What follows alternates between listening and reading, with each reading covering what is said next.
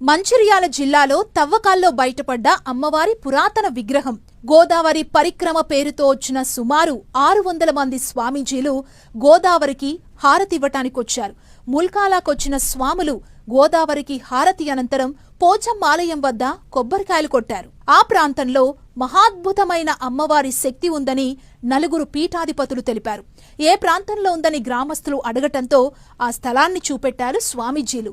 ఆ స్థలంలో జేసీబీలతో తవ్వకాలు జరపగా పురాతనమైన అమ్మవారి విగ్రహం బయటపడింది. ఆ ప్రాంతం ప్రైవేటు వ్యక్తులది కావటంతో మరిన్ని తవ్వకాల కోసం ఆటంకం ఏర్పడింది. భూ యజమానిని ఒప్పించి మరిన్ని తవ్వకాలు జరుపుతామంటున్నారు స్థానికులు.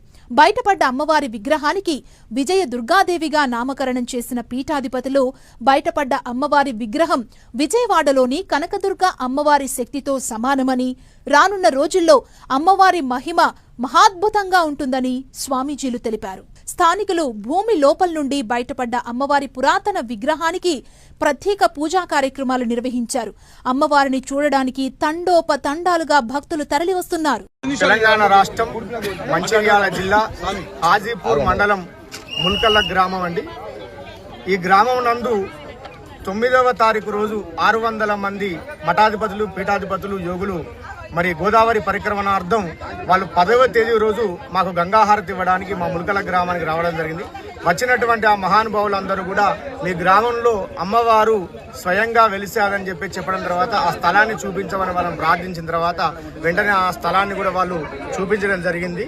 అనివార్య కారణాల వల్ల ఆ రోజే ఆ యొక్క విగ్రహాన్ని తీసేది ఉంది. ఎందుకంటే ఇది ప్రైవేట్ స్థలం కాబట్టి నాడ వెంకన్న గారు అనేటువంటి ఆ యజమాని యొక్క అనుమతి తీసుకుని ఈ రోజు అంటే 15వ తారీఖు 12/2020 సోమవారం రోజున ఈ రోజు అందరి గ్రామస్తుల సమక్షం నందు, భక్తుల యొక్క సమక్షం నందు, మా కమిటీ సభ్యుల యొక్క సమక్షం నందు ఈ అమ్మవారిని ఈ రోజు ఉదయం 11:30 అమ్మవారి యొక్క విగ్రహాన్ని బయటికి తీయడం జరిగింది.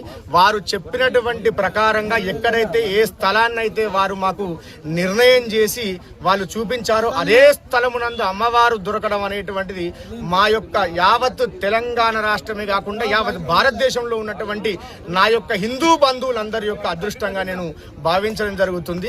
అతి ముఖ్యమైనటువంటి విషయం ఏంటంటే స్వామీజీలు మళ్ళీ వెళ్ళేటువంటి సమయంలో చివరిగా ఒక మాట చెప్పారు. విజయవాడలో ఉన్నటువంటి కనకదుర్గాదేవికి ఎంత శక్తి అయితే ఉందో ఈ అమ్మవారికి అంత శక్తి ఉంటుంది. మరొక విజయవాడగా ఈ ప్రాంతం అనేటువంటి ఒక మహాపుణ్యక్షేత్రంగా వెలిసిల్లుతుందని చెప్పడం నిజంగా మా గ్రామస్తులందరి యొక్క అదృష్టంగా భావిస్తున్నాను. విజయ దుర్గా మాతాకి, విజయ దుర్గా మాతాకి.